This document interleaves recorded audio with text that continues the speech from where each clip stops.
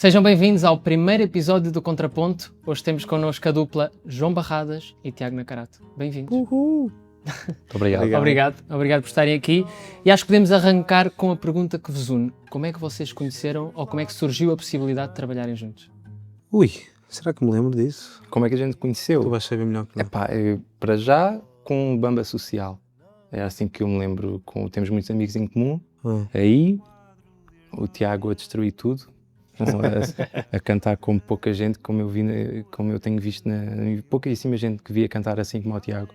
É um talento nato, é verdade, não é por estares aqui ao lado, mas... Exato. Não é por eu ter dado 50 euros. Exatamente, não por aquela transferência que fizeste há bocado. Mas é um facto, e acho que ficou sempre essa... Depois falámos certamente pela net e chegámos a gravar coisas que ainda não saíram, vão sair, não é? Provavelmente vai.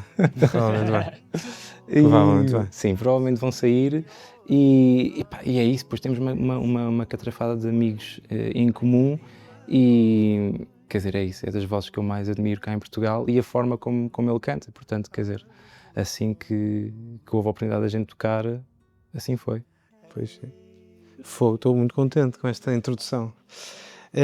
Não, porque eu pensava que estavas a perguntar quando é que nós nos conhecemos, na verdade. Eu, o Barradas, também foi nesse contexto assim, longínquo.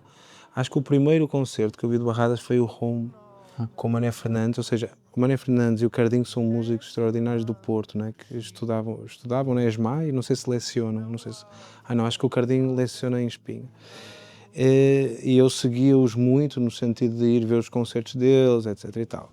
A dada altura aparece esse projeto Home, né, com o Barradas. Sim. E de repente quem é aquela pessoa a tocar acordeão cheio de sons que nada pareciam com acordeão e de repente, acho que foi essa gravação que ele está a falar, que não saiu ainda, foi uma coisa que eu fiz em pandemia, né? E a internet tem essa consequência de estreitar laços, porque estás à distância de uma pergunta, e eu perguntei ao Barradas se queria gravar uma coisa, ele disse que sim, maravilha.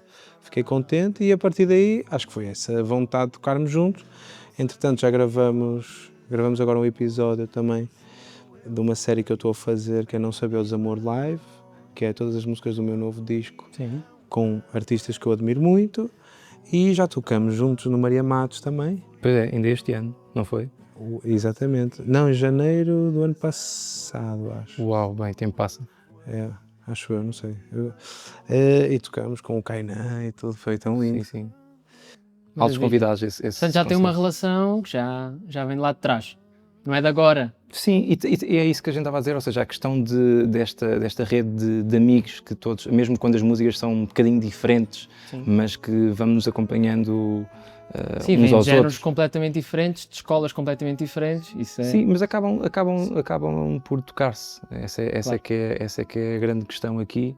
E depois é isso, a quantidade de amigos em comum acaba por também te aproximar à pessoa, não só pela parte musical, mas também pessoal. Tu, de repente tens um amigo que é muito teu amigo, que é amigo do Tiago, e tu sabes, ok, vamos partilhar este tipo de ser boa pessoa. Claro, exatamente, é isso, sim. Mas não há assim uma distância impossível de colmatar.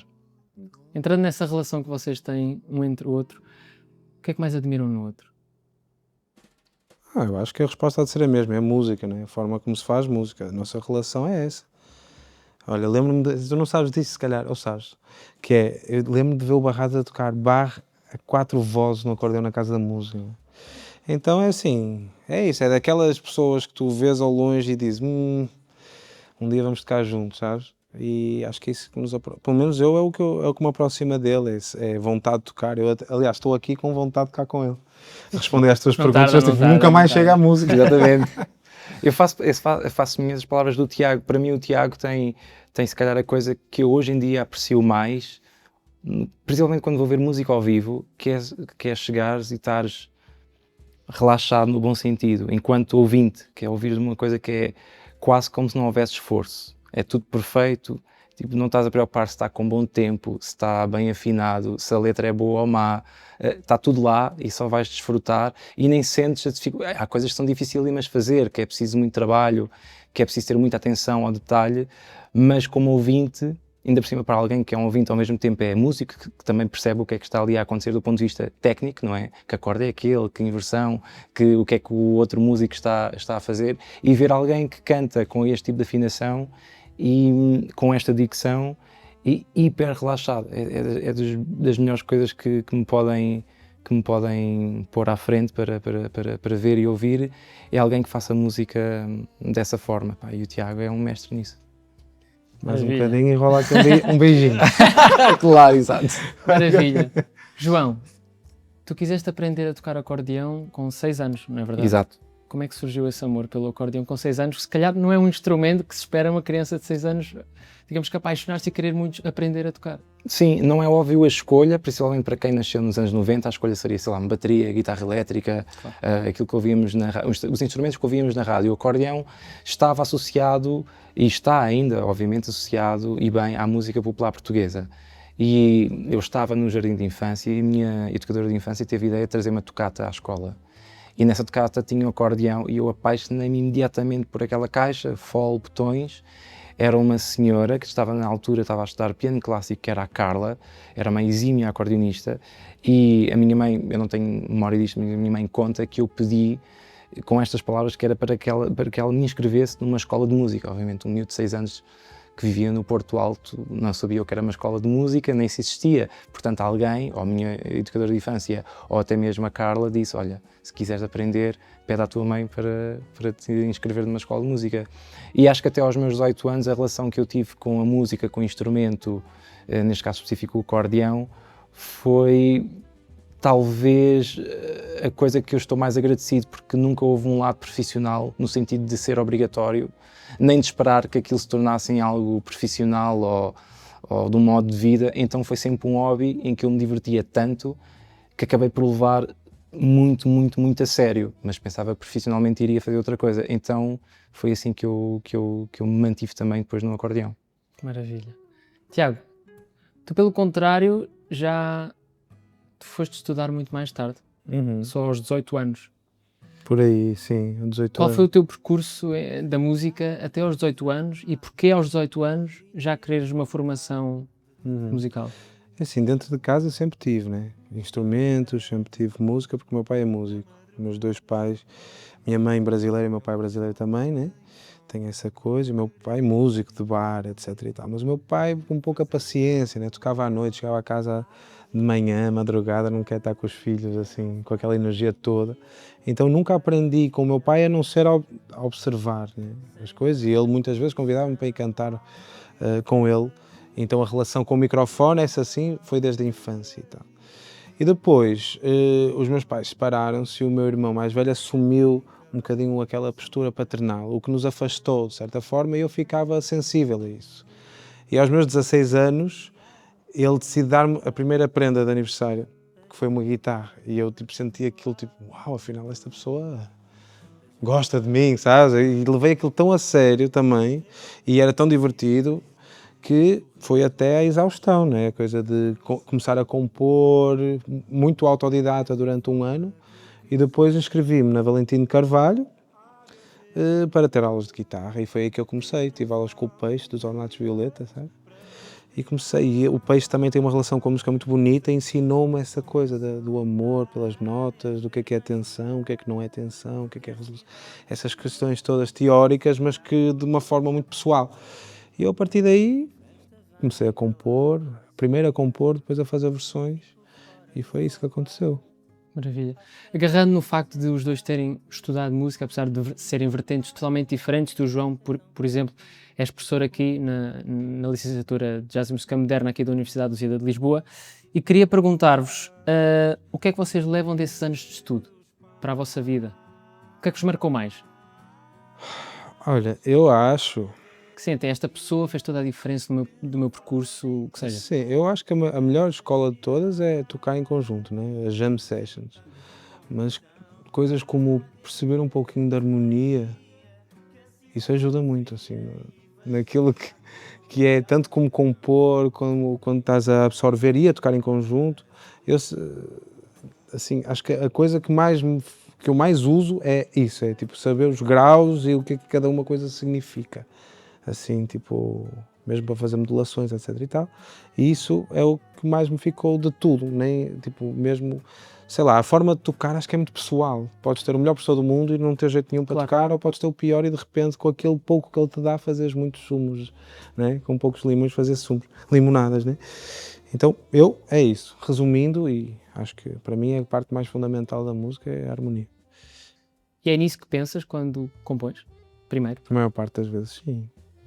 Porque, repara, tu sabendo a harmonia, tu podes harmonizar uma nota com diferentes cores, né? Então, dependendo da história, né? Eu faço canções, quero dizer uma palavra. Se aquela palavra acaba naquela melodia, mas eu posso escolher um acorde mais solar ou mais cinzento, digamos assim, porque não, né? E saber isso ajuda-me, é muito mais rápido, né? Então, acho que isso dos anos de tudo isto tudo, a harmonia sempre foi, sou muito viciado, assim, a harmonia, saber o que é que está a acontecer, porquê, com sétima, sem sétima. Agora estou viciado em tríades maior, tipo só o maiorzão, eu digo assim. Com baixo diferente. Com baixo diferente, né? Claro. E depois, porque a sétima já cria uma tensão que às vezes não é necessária. Claro. Então, assim, do estudo é a harmonia. E tu, João? Ora, eu acho que do ponto de vista da aprendizagem, a coisa que eu acho que me lembro disto quase todos os dias, quase que me obrigo a lembrar disto, tem a ver com o tempo que se passa com músicos que nós idolatramos ou que admiramos muitíssimo e perceber que dia a dia e que vida é que eles fazem. Se calhar a coisa mais importante foi ver a relação deles com o palco e com o estudo. Ou seja, foi aprender pelo exemplo como é que eu posso estar em palco, estando relaxado, como é que eles trabalham em equipa, mesmo quando estamos a tratar de pessoas que são solistas, né, que estão em cima de um palco com uma orquestra atrás, ou estão em cima de um palco com uma banda em que a música é deles e eles são o solista improvisador principal, entre aspas. Eu acho que isso foi assim a coisa que mudou não só a forma como faço música, mas a forma como vejo outras pessoas a fazer música e até como pessoa. Mudou-me bastante. Acredito que, por exemplo, a minha passagem pela Escola Superior de Música de Lisboa, basicamente é o mesmo tipo de curso superior que temos aqui na Universidade da Lusíada, portanto um curso de performance na área, neste caso na área da música jazz, acho que mudou como pessoa. Acredito que tenha entrado uma pessoa e tenha saído outra. E influenciou a música que faço e a forma como a faço, sim. Agora queria falar de um ponto contigo que tu nos teus álbuns estás sempre, digamos que a saltar entre o jazz e o clássico. Uhum. O teu penúltimo álbum é jazz, o teu último, o da Space Within, já mais à frente iremos falar dele, clássico. Que desafios é que tu enfrentas nesta transição constante entre estes dois estilos? Ou seja, são outra vez, entre aspas, são duas carreiras distintas, mas há muita gente que o faz. Há uma mão cheia de pessoas que são excelentes improvisadores e que de repente são compositores clássicos. Há muitos músicos clássicos, conheço muitíssimos, que não sei porque é esta ligação, mas há imensa gente com bandas de rock progressivo até, por exemplo, ou seja, estou a falar de músicas que não se tocam. O que aconteceu no meu caso foi, para já, uso dois acordeões muito distintos. O acordeão de música clássica é uma coisa e o acordeão que eu uso em jazz, basicamente para quem estiver a ouvir, é o mesmo que música clássica tocar com violino e depois já se tocava com viola, não é? Um instrumento mais grave. Em que a diferença, sei lá, jazz tocaria com um Fender Rhodes e clássico tocaria com piano. E essa diferença permite nem sequer estar preocupado se há coisas que eu trago de uma linguagem para a outra, são tão diferentes. O que aconteceu é um momento de sorte dessas músicas terem expressão no sítio onde eu estou, que é na música instrumental. A verdade é que não mudaria nada. Eu poderia estar só a fazer música jazz, continuaria a tocar os meus barros em casa. E a mesma coisa poderia acontecer, que era eu só estar a tocar, sei lá, agora com o RAC, com a Metropolitana, ou Zokawa, com a Sinfónica de Hamburgo, e estaria em casa, certamente, a improvisar por cima do Ergin, ou por cima de um blues. Essas duas músicas fazem parte daquilo que eu quero experienciar. Ou seja, digamos que tu estás sempre a estimular essas duas línguas, digamos assim, diferentes. Totalmente. Ou seja, não sentes que agora tenho que tocar jazz, ok, tenho que mudar o chip.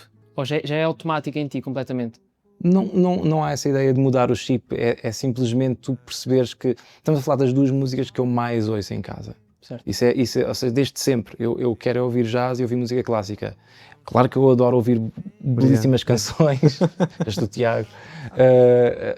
Adoro ouvir imensa música pop, mas eu ontem fui ouvir ópera, hoje vou ouvir um recital de piano, porque eu adoro mesmo, é a música que eu quero ouvir, não há nenhum esforço. Se calhar isso foi das primeiras coisas que eu também percebi, voltando à pergunta anterior, quando estava naquele meio fui apadrinhado por músicos mais velhos e músicos da minha geração, em que partilhávamos o mesmo exato amor por esta música. Se me falares de um cantor muito famoso de pop, se eu gostar da música, vou adorar, mas se agora começares a falar, sei lá, do Mark Turner, Carlos Winkle ou da Maria João Pires, eu não te posso mentir e fico completamente muito mais interessado, porque esses são os meus heróis que estão nos CDs lá em casa. Portanto, respondendo à tua pergunta, não ligo um chip, porque simplesmente a minha playlist é essa. Eu adoro essa música e eu ouço todos os dias. Então acaba por ser uma espécie de... Acaba até por ser a música mais fácil de fazer, para mim, porque é que eu tenho mais contacto. Tiago, tu lançaste um álbum este ano, Não Sabia o Desamor, onde está incluído o tema que vocês gravaram um live session juntos. Exatamente. E já mais à frente já iremos falar um bocadinho mais desse tema e no fim do programa irão tocá-lo para nós. Que álbum é este? Como é que ele surge? Olha, é um álbum que surge como uma homenagem à minha avó, né? A minha avó partiu e eu, como forma de agradecimento, fiz-lhe uma canção. Assim, aquela última conversa com ela. É uma história até bonita de se contar, porque no velório normalmente existe aquela cultura, né, de escrever num bilhetinho, encostar ao caixão aquelas últimas palavras. Eu sentia que aquilo era muito pequeno para agradecer a quantidade de coisas que a minha avó fez por mim e o tamanho que ela tinha, não fisicamente, porque ela tinha 1,40 m provavelmente, mas gigante, a dimensão, ela era grande para mim, na minha perspectiva, porque ela ensinou-me uma coisa muito bonita, que é o amor da dádiva e não da dívida, porque ela dava sem poder, nunca dei nada em troca, a não ser a minha companhia, claro, e nela nunca me pediu. Então eu cheguei a casa, quando aquelas vozes todas se fizeram silêncio, eu pude finalmente falar com ela novamente, assim, uma forma de despedida, e comecei essa canção com uma oração, né? Tipo Amélia, a dizer o nome dela, Amélia, e de repente a canção foi-se fazendo. E eu fiquei muito contente, porque no dia a seguir eu estava a tocar com uma orquestra também no Rivoli e consegui pôr em prática isso. Esse tal bilhetinho, afinal já não era um bilhete, era uma canção em que as pessoas estavam a cantar o nome da minha avó para que ela pudesse ir em paz, digamos assim. E essa reflexão sobre esse momento fez com que eu quisesse abraçar todas essas dores que estão nesse álbum. As questões existenciais, o síndrome do impostor, o que é que estamos aqui a fazer, né? Lembrar-me de como é que era estar no colo da mãe antes de perceber que há pessoas que não gostam assim tanto de nós, que o mundo pode ser áspero de vez em quando. Então, assim, foram alguns temas que eu decidi pôr num álbum. E é um álbum muito mais poético, muito mais ligado àquilo que é, para alguém que tenha esse tipo de questões, ter ali uma companhia.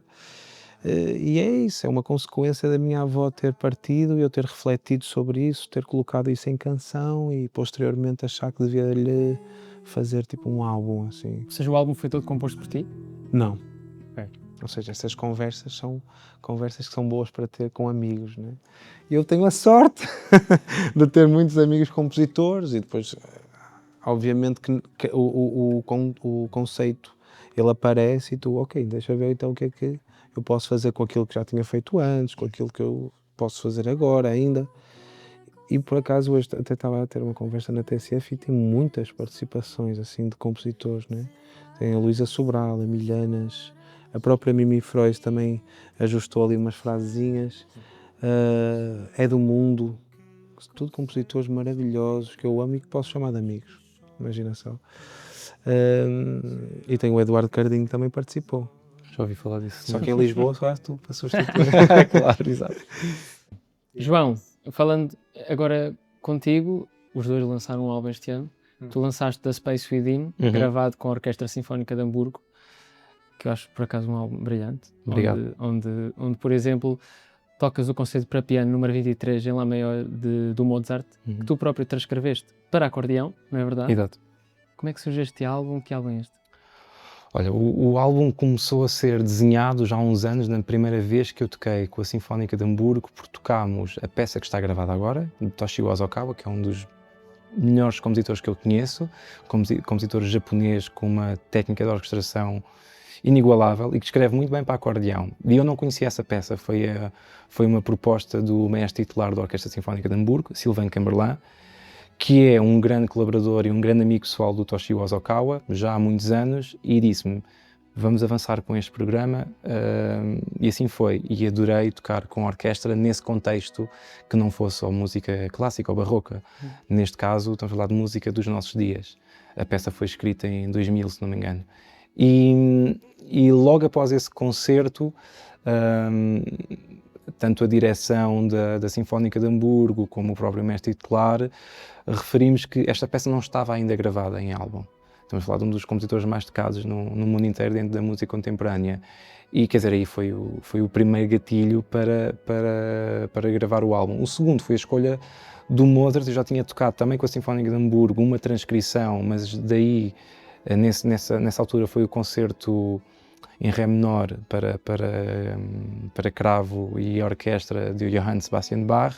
Portanto, já tinha tido aquela experiência de tocar música hipertonal com uma orquestra inacreditável e com o Sylvain Camberlin a dirigir, e pensei, bem, agora é o momento, porque o segundo andamento desse concerto, o de Mozart que estamos a falar, é das coisas mais bonitas que alguma vez ouvi. Então era só a experiência de estar parado e ouvir uma orquestra daquelas a tocar a introdução do segundo andamento já valeu a pena. Foi uma coisa assim meio egoísta, porque é das coisas mais bonitas que eu conheço. Aliás, provavelmente a minha versão favorita, como é difícil fugir para mim, à Maria João Pires em Mozart e no seu Bach, apesar de não ter gravado muito Bach, mas tudo gravou para mim lá está, música que passa todos os dias na minha casa.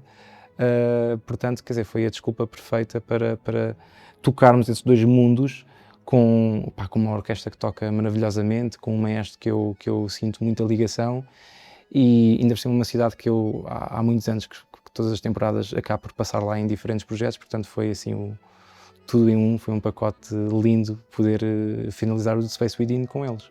Maravilha. Quando falas, por acaso, agarrando nisso, quando falas que na tua casa está sempre a dar, digamos, quando estás em casa a cozinhar, ou que seja, não sei se cozinhas ou não, Sim. digamos que estás sempre a meter música para ouvir? Estou a ouvir... música habita, não te cansas dela? Não, eu ouço bastante música, talvez nos últimos dias tenha ouvido bastante, por exemplo, Artur Pizarro a tocar com a NDR o seu concerto, o concerto de Rachmaninoff número 3, uma gravação que eles gravaram em 98, penso eu, mas ou seja, esse tipo de música é a coisa que eu mais gosto de ouvir, não me canso de ouvir. Depois temos aqui outra questão, que é se eu vou repeti-la, se eu também estou dentro desse mundo, preciso de conhecer também do ponto de vista profissional, como executar. Então tens esses dois tipos de audição, mas se estiver a cozinhar ou se estiver em casa só a relaxar, essa música aparece simplesmente como uma coisa que está lá e que estou simplesmente a apreciar. Principalmente essas versões que te falei, da Maria João Pires, do Artur Pizarro, nesse tipo de programa. Estamos a falar da excelência portuguesa, mas que é mundial, né? Estamos a falar dos melhores discos de música clássica que estão gravados. Tiago, tu tens, o teu repertório está repleto de referências à cultura musical brasileira. E também sei que tens as referências, como já falaste há bocado, no Brasil. Esta paixão pela cultura brasileira vem dos teus pais? Ou surge mais tarde na tua vida? Quanto tempo é que estiveste no Brasil? Ou nem chegaste a estar? Não tive. Ou seja, eu nasci no Porto e estou lá há 35 anos. Só que é isso, acho que é uma questão de berço mesmo, né? Tipo, a cultura que estava na minha casa todos os dias, como o Barradas ouve música clássica, eu ouvia samba, ouvia Cartola, ouvia Ivete Sangalo muitas vezes também. Então acho que é uma coisa mesmo muito natural em mim, né? Essas referências, e eu sinto-me em casa, assim, quando essa música aparece.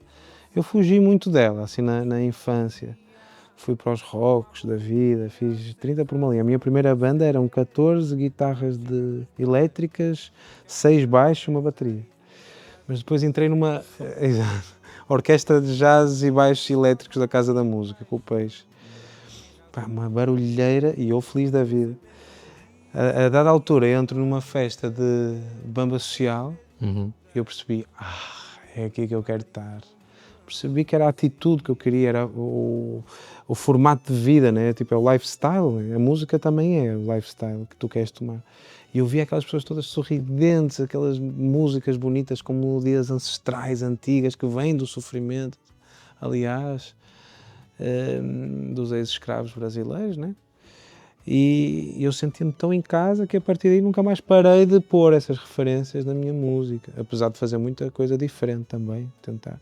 Sou um bocado esponjinha, né? Se calhar se eu passar muito tempo com o Barrados, provavelmente vou querer fazer Mozart. Cantar uma área do Mozart. Exato. Maravilha. Já que falas do facto de morares no Porto, ou seja, nasceste lá e mantens-te lá, sentes que a música é vivida de forma diferente no Porto? Acho que a vida é muito diferente, o ritmo da cidade é diferente, a própria luz, né? Estávamos a falar disso há pouco, que a cidade é bem mais iluminada, de alguma forma parece que o sol brilha mais aqui.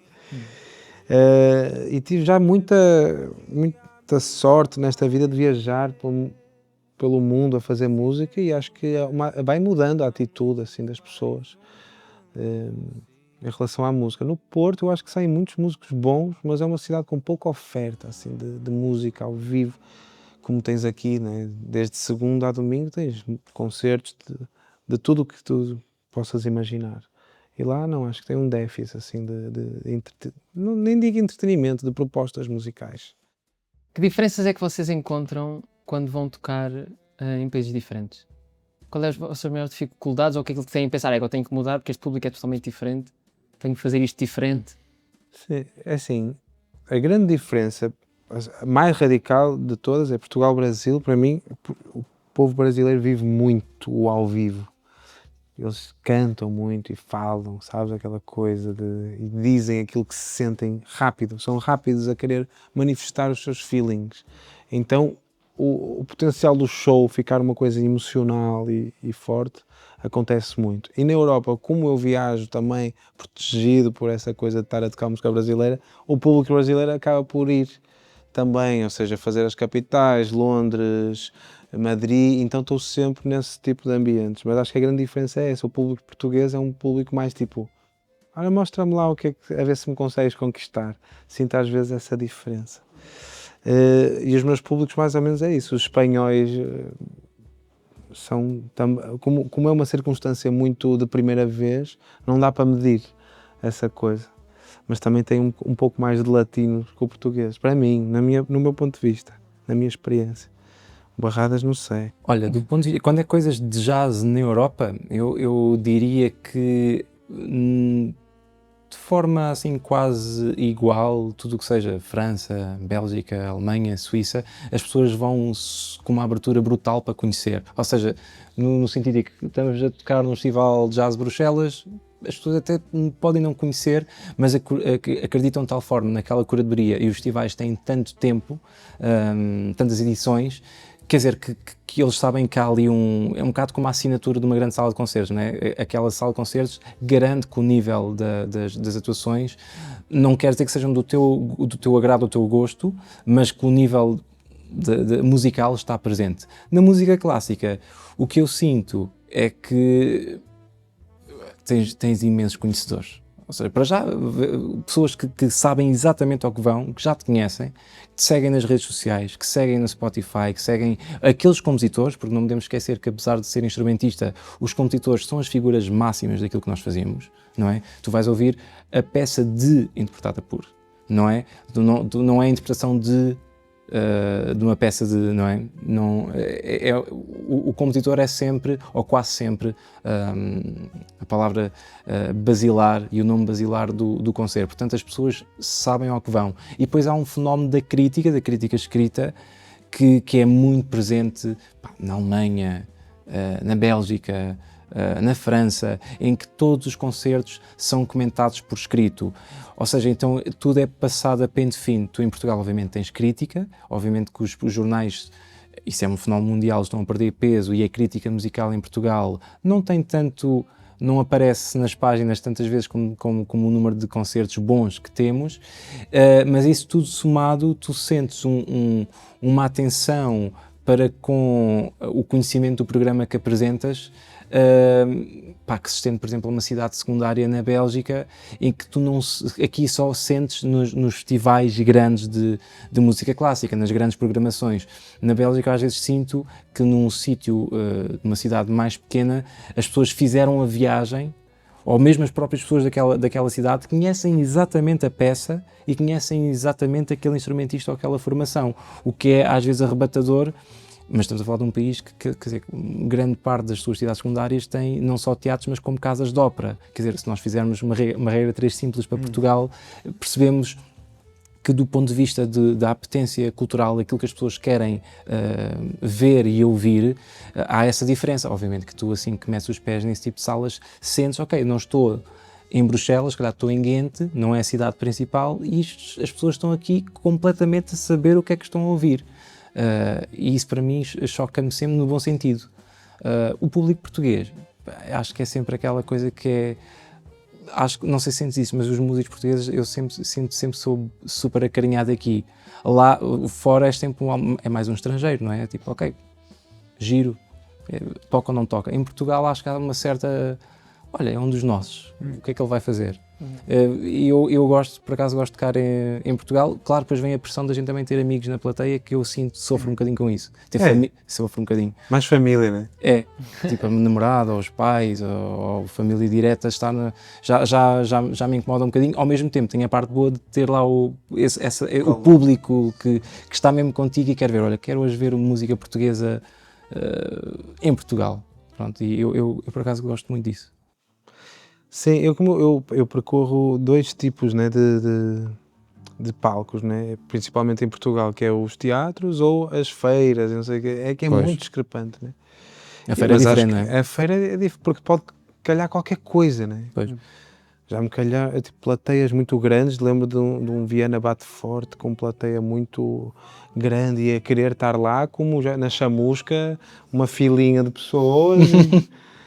E é isso, não tem a ver com a quantidade, mas tem a ver com esse interesse, é diferente, assim, mesmo a nossa percepção em relação aos concertos pode mudar por causa disso. Tá? Exato. Mas sim, em forma geral, Lisboa e Porto, os públicos são maravilhosos, eu gosto muito. João, tu já ganhaste muitos prémios, quer nacionalmente, quer internacionalmente. Corrige-me se eu estiver errado, mas acho que o teu primeiro prémio foi aos 8 anos. É capaz. É capaz? Sim. Já são tantos, já nem se contam. Sim. O que é que eles representam para ti? E diz-me se houve algum que tu quiseste muito, que lutaste imenso por ele, que o desejaste completamente. Quando era mais novo, acho que os prémios, a minha relação com os prémios foi mudando, lá está, tem a ver também, nós não somos a mesma pessoa há 20 anos atrás. Eu acho que quando tinha 14, 15 anos venci o Troféu Mundial de Acordeão e isso foi uma coisa que teve muito peso para mim, porque, ou seja, todos os meus ídolos tinham passado por lá. Ou seja, eu sabia a lista de cor, tinha os CDs de todos, ou seja, do ponto de vista, se quiseres ser acordeonista, aquilo diz que estás no bom caminho, ou um bocadinho mais do que isso. Hoje em dia os prémios têm uma coisa que é tem qual é a palavra? Tem uma questão de eficácia, que é agradecemos imenso os prémios, venham eles, mas a verdade é que tu não te dizem nada sobre a música, mas permitem que tu possas continuar a sonhar e a criar projetos, porque, ou seja, vem um prémio e vem, se calhar, alguém que se quer juntar a ti, agora, ou que conheceu, ou porque acha que agora é a altura, porque há o reconhecimento para o segundo. Isso é horrível. Aliás, eu chamei por causa do Prémio Play. Claro, exatamente.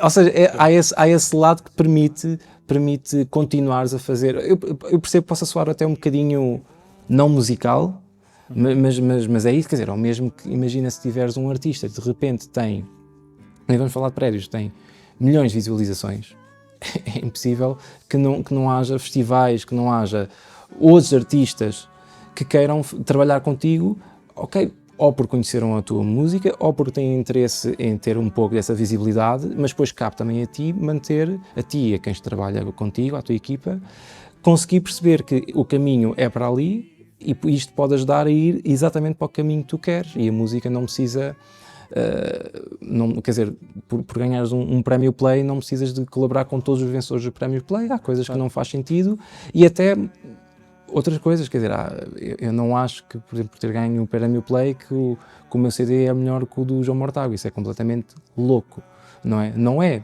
nem mesmo que fosse ao contrário, que o João Mortágua ganhasse e eu não tivesse ganho, que o CD dele é melhor que o meu.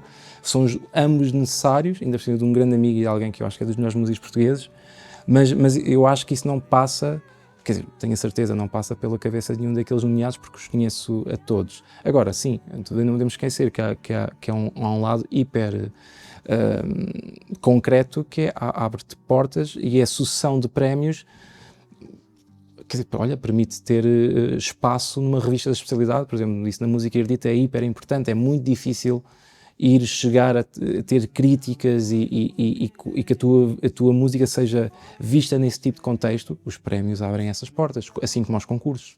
Os concursos abrem essa porta.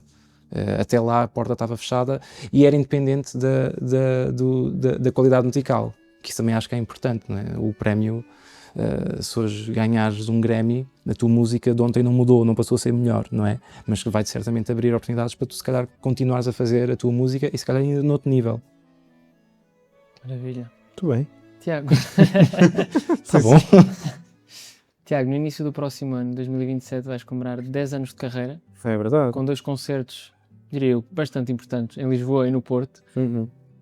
O quão importante para ti é este marco e o que é que podemos esperar desses concertos? Olha, assim, tocar no Coliseu do Porto é uma coisa muito importante 30 para de janeiro, no Coliseu do 30 Porto. de janeiro, Que se diga para Coliseu já. do Porto. E 23 de janeiro. 23 de Está janeiro certo? no CCB. No CCB também.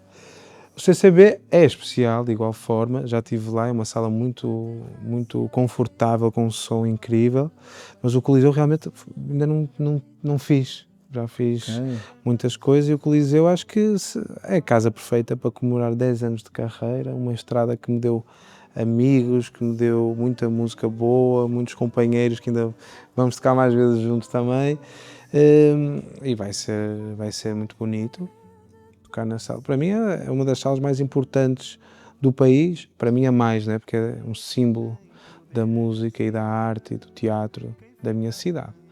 Então estou muito contente. É um grande prémio isso para mim, sabe? Tocar no Coliseu. Vou fechar e não esta entrevista com uma pergunta que eu quero saber. Se só pudesse ouvir um álbum para o resto da vida, qual seria? Ai, cara. Esse foi um álbum Eu diria Livros, do Caetano. Pergunta difícil. Só. super difícil, porque, quer dizer, eu acho que é daquelas perguntas que eu, se ouvir, ou se amanhã me perguntar, eu vou dar outra Vais resposta. mudar, né? Claro. Mas eu... Qual é de agora?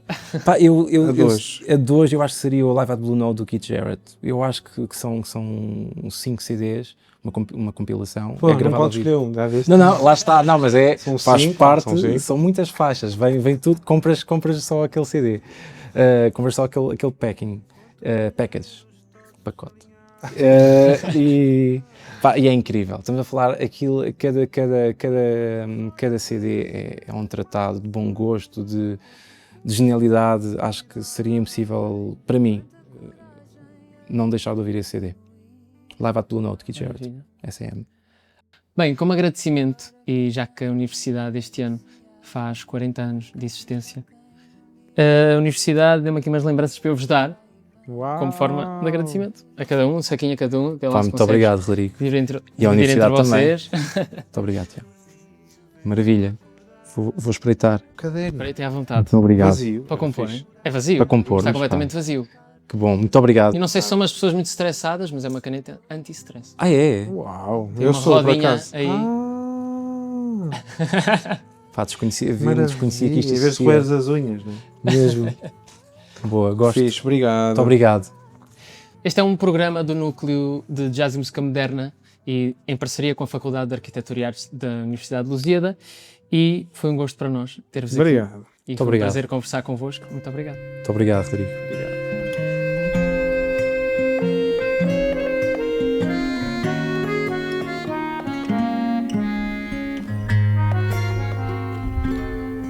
Só eu fico aqui num canto, abandonado à minha sorte, enfrentando o vento norte. Fico aqui à mercê.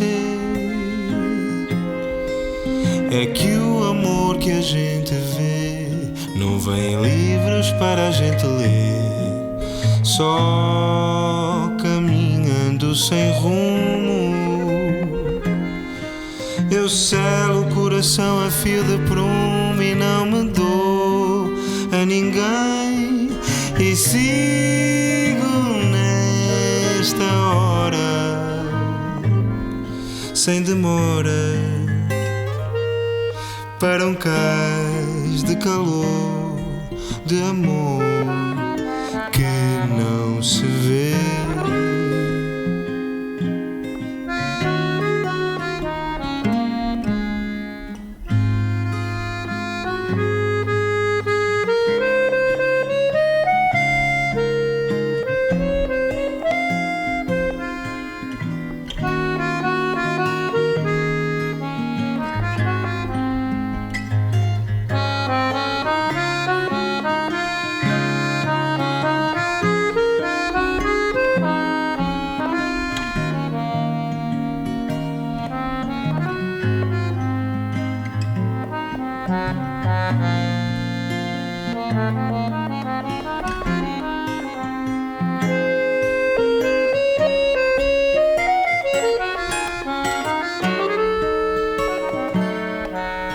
Só caminhando sem rumo,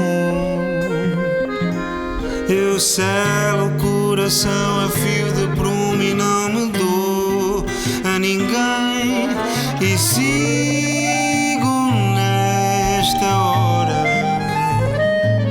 sem demora, para um cais de calor, de amor que não se vê.